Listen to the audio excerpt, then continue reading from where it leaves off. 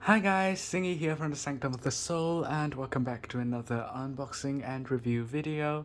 Today I've got with me the True North Tarot. So this just arrived not long ago. I'm actually not quite sure. Yeah, it's published this year. I don't quite remember if I got it from a Kickstarter or if I just bought it off the official site, but I will be linking the official website in the description below. So as far as I remember, this is a Polaroid kind of photography-ish deck. So it did come in a nice box, so appreciate the effort that all the sharp corners are still sharp, which is unfortunately quite rare these days. Most of my decks arrive slightly dented, or you know, um, as much as I want to blame it on international shipping, I personally ship crystals internationally, and as a business owner myself, I can't possibly just blame it on the couriers. I do have to ensure that I do the best I can to pack. So yeah, I absolutely appreciate it when creators make that effort. I love the creators for that. As much as I'm not that particular about the boxes, it's still lovely to have a pristine box, perfect product. So you can see here that there is this holographic stamping, is it? Embossing? I'm not sure what the technical words for it are. So, this is very much apparently very much the energies of the planet, aligning with source and all that. So, without further ado, let's look at that. So the box itself is magnetic. Oh, look at that holographic thing there. thing. So the box itself is really sturdy. We have the star there, and we have got some constellations here. Very nice box. Guidebook. So the guidebook isn't that thick. We haven't got images on the guidebook itself, which honestly I'm perfectly fine with. I mean, as much as I love, the whole full card image here, it's not really necessary when you have the deck itself. So as long as it makes it a compact box, a compact set, I'm perfectly fine with it. So the paper of this, it is waxed paper, so that's going to last a little longer. We've got this really nice rose petal feel on it, same with the box. And we have got the name of the location that the photo is taken. I think it's a photo deck. And we've got the upright uh uh meanings, brain fart right there. And we have got a nice write-up, and this is honestly all you need from a guidebook. So yeah, let's move on to the cards. I am actually quite excited for these cards. Oh, look at that. Okay, so the box is like that. Very nice clouds in there. So let's set that aside for now. Okay, so these are the backs of the cards. We see that really nice hollow there. The edges are not, they are not edged, so they are just a simple white. And the cards are interesting because, as you can see here, they are quite sharp in the corners. So they are these, literally they look like Polaroids. I think that's the effect they're going for. They look like a stack of Polaroids with, when you go on holiday and you just write down where you took the photo and all that. So I think that's what they're trying to get at, which I love the concept. I'm not into like photography decks, but I don't think these are really that photographic, are they? They are photographic. Okay, so they've got this editing on it that makes it look slightly surreal and not quite photographic, but they are photographic, which I love. I have precious few photographic decks, mainly because I don't really like too much realism in it. The other photography deck that I can think of that I've got is the Augenblick Tarot and the Augenblick Oracle. Apart from that, I don't think I've got many of them. Yeah. So, without further ado, the cards. So, the card stock is amazing.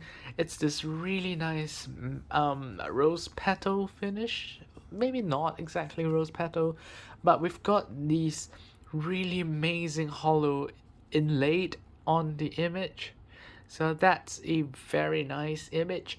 Right off the bat, I'm going to say this is not a deck for beginners, simply because this is the full card, and we don't really get any symbolism other than that hand. So this is definitely not going to be easy to read. There's not a lot of symbolism, so you probably do want to have a bit more background knowledge of tarot in order to read this deck. So we've got the Fool, the Magician. So not sure why the Magician does not have the... Oh, right. Right, the font is different. So these are meant to look like they've got the name scribbled on it, which is very interesting. I like little details like that, especially when they further the concept. Absolutely love that. Oh, wow. The Magician. So we've got the flowers, and we've got, I think those are lilies and roses, and those should be the earth, that should be air, that's the fire, and that's the water. So we do get some symbolism if we know where to look for it. And the star in the middle as, I guess, because the star is everywhere on here, it's called the North Tarot. So I suppose the North Star is the Magician in this sense. And we've got the High Priestess. We do have the two pillars, not labeled in this case. We've got an orchid in the middle with an eye, and this the moon and the North Star. Is that?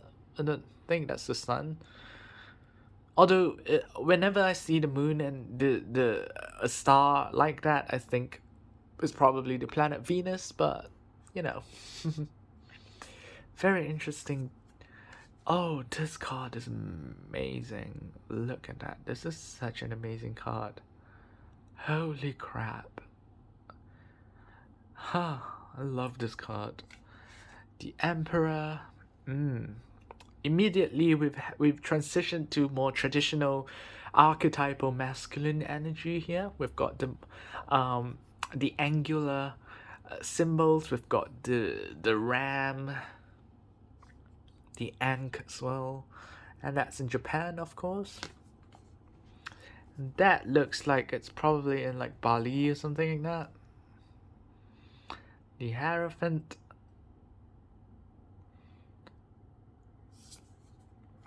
The Lovers.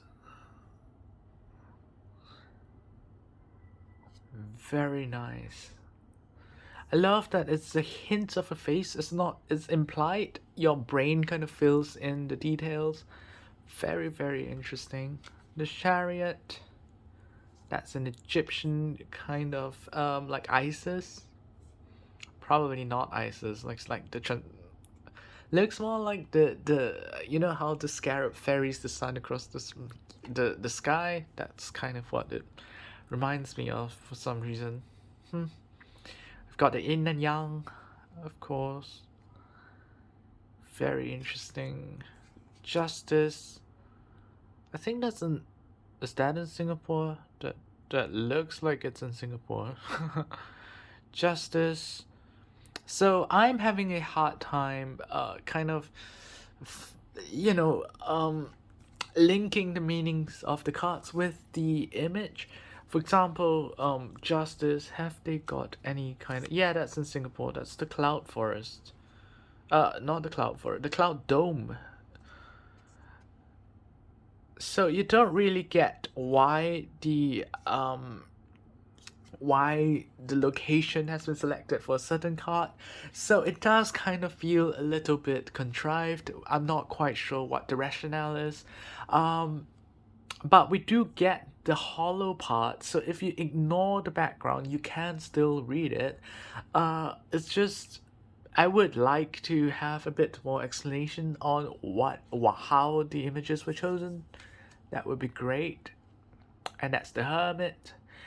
Like the lantern here, it's obviously a nod to the traditional RWS Hermit. So I love that we've got that link to that. But yeah, like I said, would have liked to know why this of all things is the Hermit.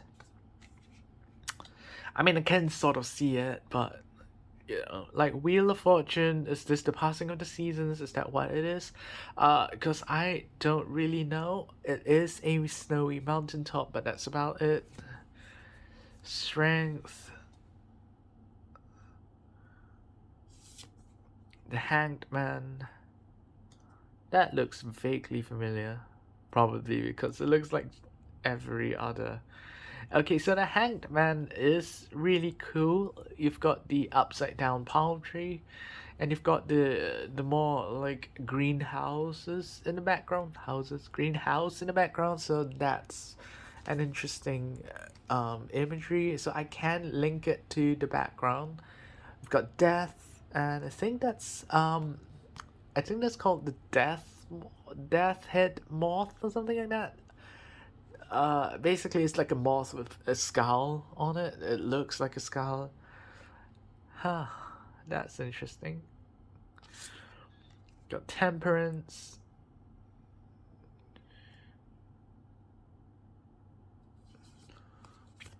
The Devil.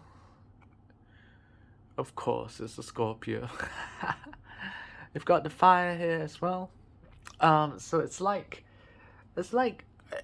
kind of like an ending, because this is probably a shrine of some sort. So if the shrine is implied to be burning down, then I guess that's a nice imagery. And we've got the broken chains here as well. So it's not unlike the traditional devil card, but it is a really nice touch to have it in hollow. The Tower. That's probably like an aquifer or something like that. It looks really familiar. It's like I've been there before. Is that in Germany or something? Oh, it's in Portland. Never been. The Star. Oh, this is amazing. That is so gorgeous. Would have been nice if there was like a huge star in the background, but this is good enough. The Moon. Gorgeous. The Sun. Oh, I love how there's life blossoming out of it. We don't really see that a lot in many tarot decks, that where you get the whole, we get the sun and it's all about like truth and positivity and all that, but we don't really get the whole like the sun is the primary source of energy of all life on earth kind of thing. And we've got the Judgment. Lovely. A long bridge across, absolutely gorgeous. The World, so beautiful. And that's it for the major arcana. We're moving on to the minor arcana, and I'm just going to get rid of there we go. So the Suit of Wands. I am assuming it's going to be a lot of trees here. Yep, lots and lots of trees and plants. Gorgeous. We've got the Earth in the middle. So this tells you that the wands in this deck is probably going to be the Earth element. interestingly, yeah, so we've got a lot of the earthscapes, the plants. So the wands in here remind me of the earth element rather than, um, traditionally the fire. And I love that, some of the cards says use the numerical numbers, some you spell it out for you. It's just so random because it's supposed to be scribbled. So I really like that little touch there. Five of Wands, a lot of bamboo here. Six of Wands. Seven of Wands. Eight of Wands. Nine of Wands. So again, the background isn't going to give you a lot of information on how to read the deck. Essentially, what I'm seeing is a pip deck. You don't really get a lot of the, the symbolism in it. You get the pips, and that's about it, like that. Of course, the positioning of the actual staffs, I suppose, the wands, they do kind of emulate the traditional RWS, so you kind of can tell what it's about. Like this Ten of Wands is like that rainbow card, so you kind of can see it a bit.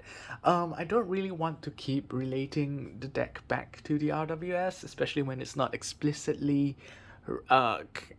portrayed in here, because I want to respect the deck as an individual kind of deck on its own. But because of how difficult it is to read, you kind of do need to draw on prior knowledge. Knight of Wands, oh, that's gorgeous.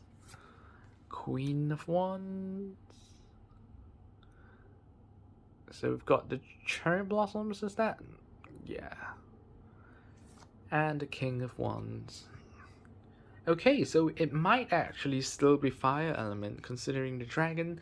So I probably wouldn't want to think when using this deck to think about the elements too much if it's not immediately clear, because we're kind of like imposing our expectations on the deck, which I try not to do.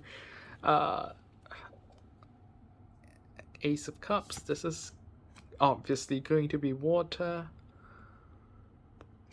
You get the whole choice thing, two different kinds of what's that thing called? I keep thinking Ankh. It's let's just call it a fat, okay? I can't remember what is it an Ankh? Ankh? Yeah. The jars. And we've got the one really shiny one and one shaded one, so you kind of get that whole you have a choice to make thing. And we've also got the beach and the sea, so some of them you can kind of tell, some of them not so much. Four of Cups, Five of Cups, Six of Cups, Seven of Cups. So you do get the traditional RWS thing. So you don't really get the ghost, but you do get a snake and a rose. And I can't really tell what that one is. Let me see. Oh, it's a candle. Okay. And you get the star, the horseshoe, and a fern of all things, which is of course in there as well. Eight of Cups. Very nice. Nine of Cups. And the Ten of Cups. Gorgeous. Would have loved if it was all 10 different designs, but I get it. Like, symmetry is always a good thing when it comes to the 10s. Page of Cups. We've got a crab this time. Knight of Cups. So the knights are going to be really hard to interpret in this deck because you get this shield and it doesn't really tell you much. I'm going to go so far as to say that I find it a bit lazy. It is gorgeous. There's no argument about that, but you do get, some symbolism from it. With the knights, it's just a shield, and that's not really telling us much. The queen, that's not telling us much either. The court cards are probably my least favorite cards of the deck because of how it's just a crown with the representative symbol on it. It's not really very informative. We don't really get to see a unique spin on it, or even if it's not unique, an obvious kind of spin to it. We've got the aces. Are these all cityscapes? They are cityscapes. So we've got Ace of Swords. Somehow we've moved to the city, and that's Singapore again. Two of Swords. I'm not sure how that's a Two of Swords.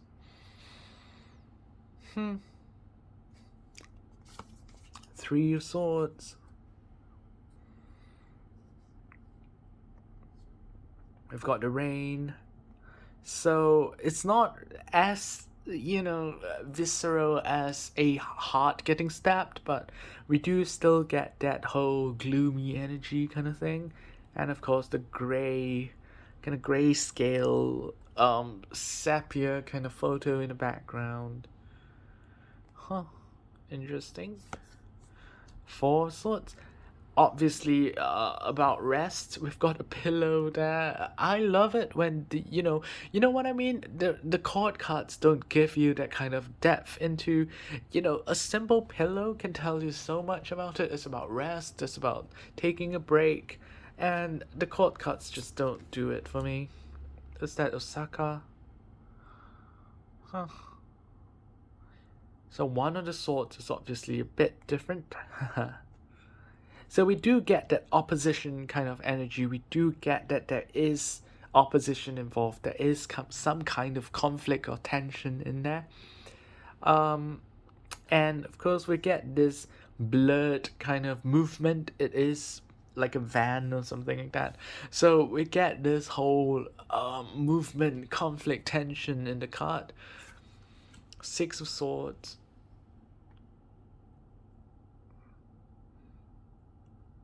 And this gives you this idea like it's an empire that has been built.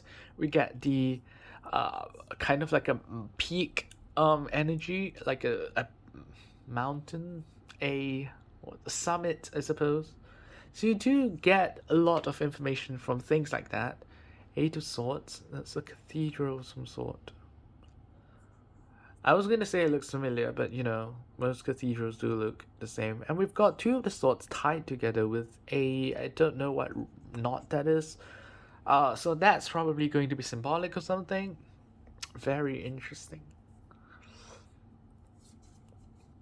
And the Nine of Swords. That looks like Singapore as well. Is it Singapore? I don't know. I'm rubbish at nightscapes. Ten of Swords. And it's Japan again. And we've got the Page of Swords.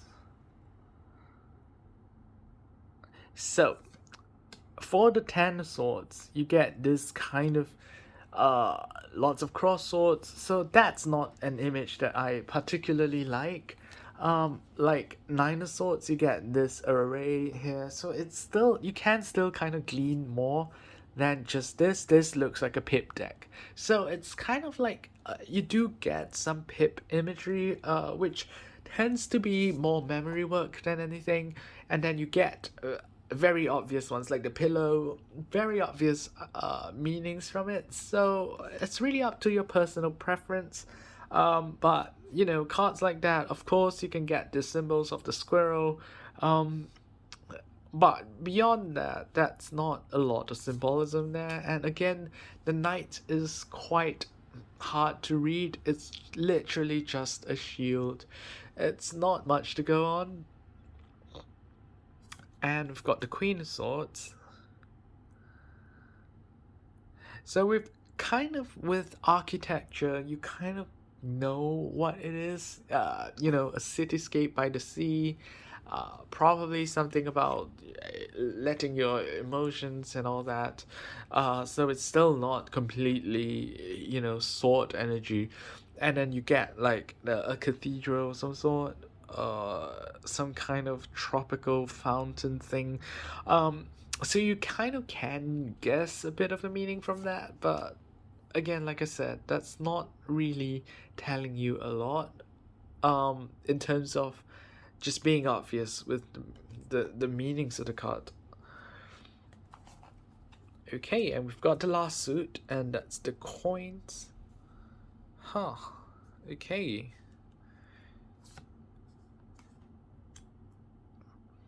Two of coins. So I get that you're doing the whole, movement and splitting the image into two, with that splitting it in half sort of. But considering that the two of coins is, it's not really about that, it's not really about that. And splitting it into doesn't really make sense when it comes to the two of coins to me. So that to me, it feels like, yeah, aesthetically it is pleasing, but symbolically, not really. Three of coins. Of course, this is an allusion to the whole someone pointing out how to build a chapel doorway thing. Four of coins, you've got the lock in the middle, so that tells you that you're being stingy with money. You're not allowing the money to move because there's a lock. So things like that I appreciate. It's immediately obvious what it is. Five of coins, lots of water droplets, so rain tends to be about sadness. In especially in tarot and especially in this deck, I realized that when there's droplets of water from the sky, it tends to be like tears and all that. But beyond that, I guess six of coins. Oh, I like this card.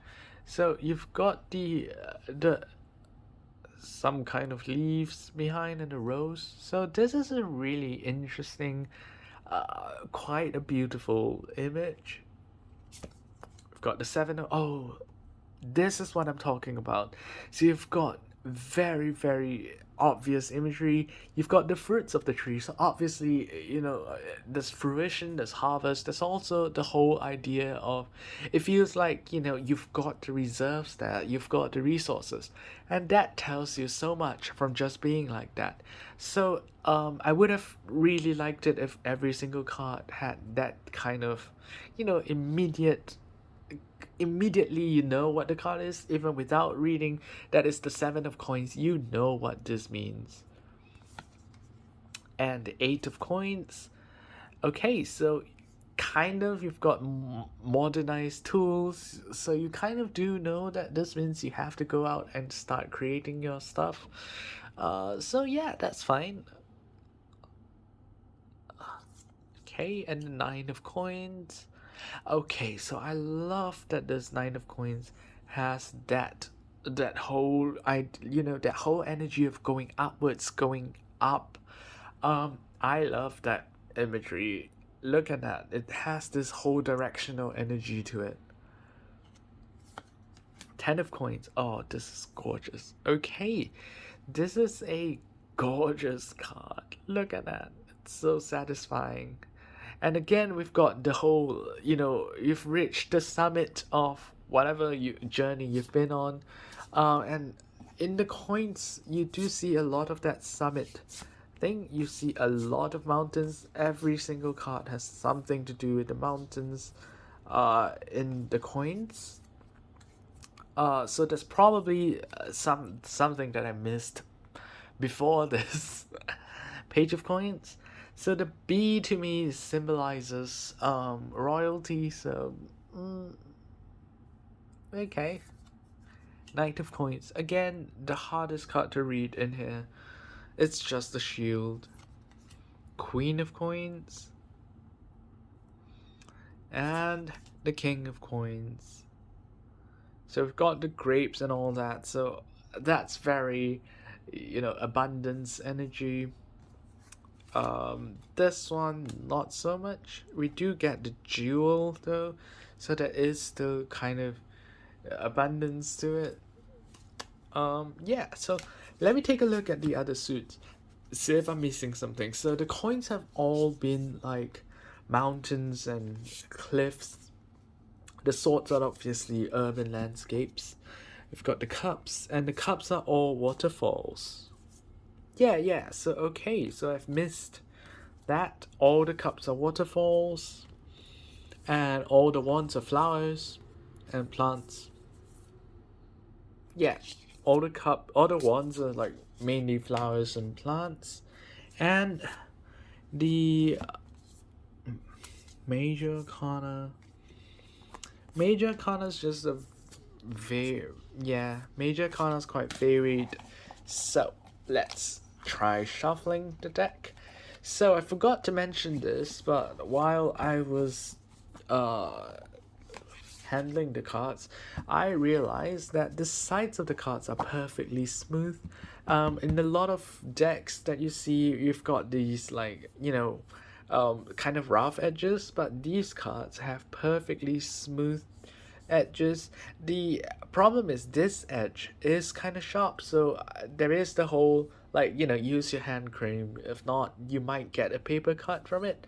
Um, Shuffling wise, it shuffles beautifully, as expected from cards of this material. So that's beautifully shuffled. I would take special note that not to kind of drop it or dent it, because having a sharp corner does mean that it gets dented a lot more easily. So, first card. Oh, of course, it's going to be a card that's difficult to read. Okay, let's go with. I feel it in here somehow. Okay, the cards are a bit big. As you can see, I am having a bit of issue with handling the cards. There we go, that card. And I am feeling this one. No, not that one. Here. Yeah, they do tend to stick a bit in the sense that it's friction.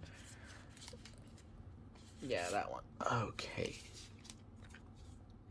Okay, so as always, my questions are generic. It's just general message for me for this moment in time.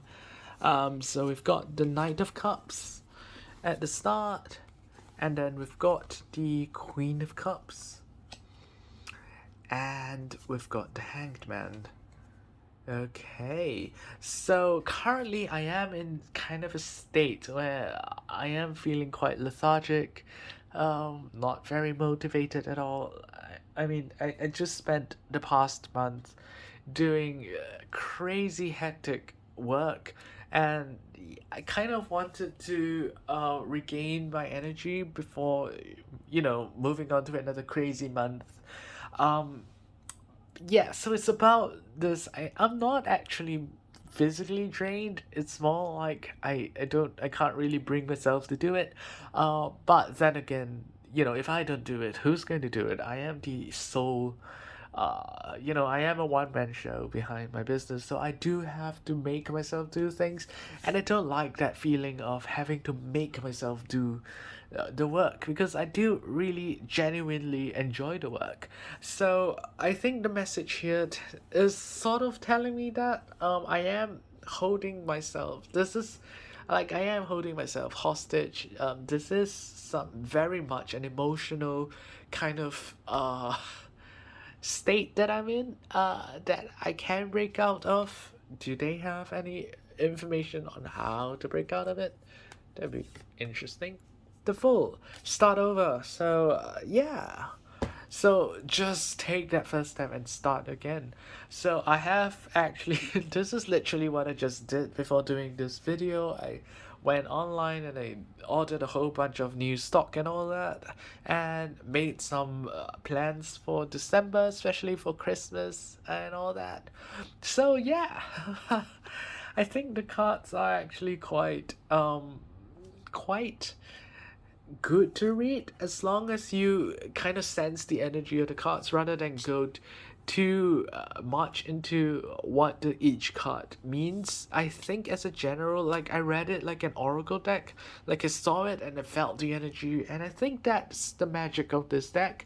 Um, as much as it pains me to say that this is not the most cohesive in terms of, you know what, the images with the actual cards, card meanings, but it works somehow. And to me, because of the shield, I'm still not a fan of it, but because of the shield, it seems to kind of tell you to be careful. It's like a warning, be guarded, be more cautious. So here it's like be cautious of your emotional energy. Don't let it leak out. Don't use it all up at once. That kind of energy.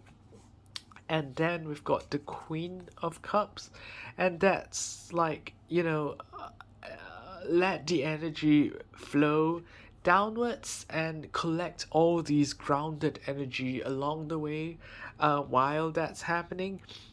So you kind of do get a bit of that sense. And we've got the Hanged Man, and you've got a palm tree in the middle of a treehouse, greenhouse meant for cacti.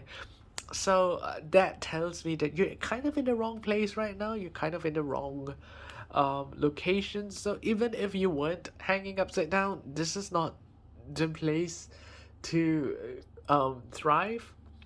So, get out of it. And here we've got the Fool, and this looks like a cultivated garden. So it's like the beginnings of,